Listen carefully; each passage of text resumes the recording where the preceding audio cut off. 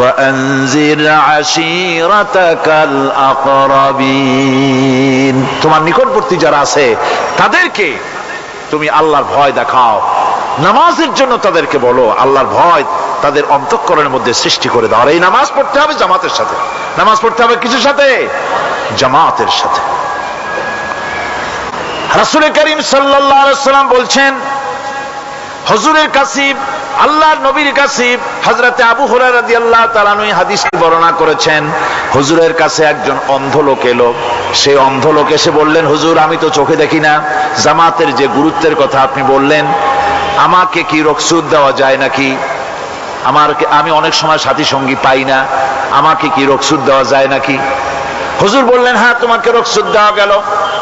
অন্ধ যখন হেঁটে যাচ্ছিলেন, নবীজি তাকে আবার ডাকলেন, ডেকে জিজ্ঞেস করলেন, অন্ধ নামাজের মসজিদের আজান কি তোমার কানে যায়? বলে, হ্যাঁ আমি আজান শুনি। হুজুর বললেন, আজানের জবাব দিবা, মসজিদে এসে জামাতে নামাজ পড়বা। একজন অন্ধকে রুখসত দেওয়া হয় নাই।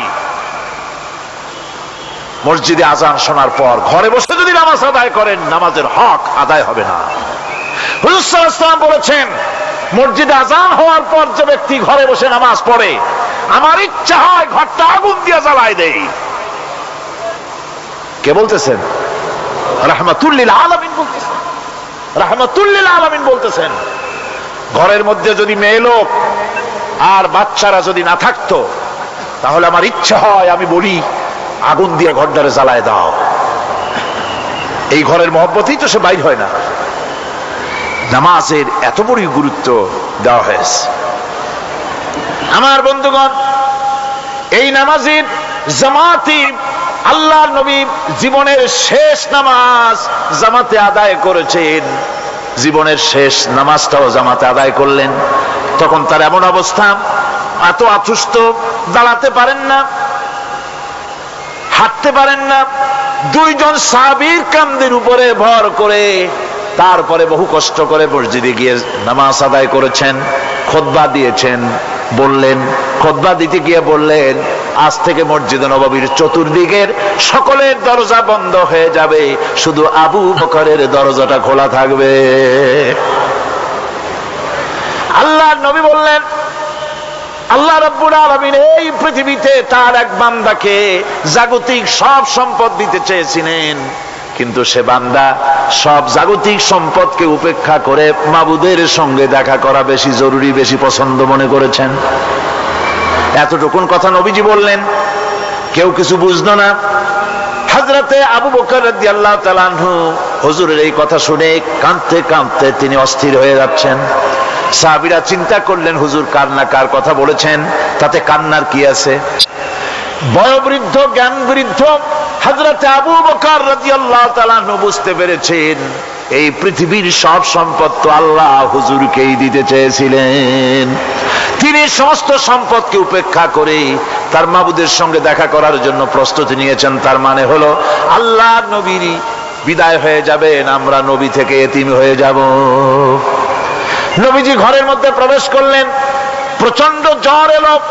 এই প্রচন্ড জ্বর নিয়ে তিনি শুয়ে আছেন, কখনো বেহুশ কখনো হুশ। এর মধ্যে সারা আজান হয়ে গেল। সাহাবীরা বহুক্ষণ অপেক্ষা করে হযরত আবু বকরের ইমামতিতে নামাজ শুরু করলেন। হুজুরের হুশ এলো, প্রশ্ন করলেন, আয়েশা রে এখন কোন সময়? হযরত আয়েশা বলেন, ইয়া রাসূলুল্লাহ, মসজিদে নববীতে নামাজ শুরু হয়ে গেছে। সাহাবীরা অনেকক্ষণ অপেক্ষা করে আমার বাবার ইমামতিতে নামাজ পড়তেছে সবাই, কিন্তু সাহাবীরা কেঁদে কেঁদে নামাজের মধ্যেই কাঁদতে কাঁদতে অস্থির হয়ে যাচ্ছে। তাদের মনের ধারণা হয়েছে নবীজির পেছনে নামাজ পড়ার কিসমত থেকে তারা মাহরুম হয়ে গেল।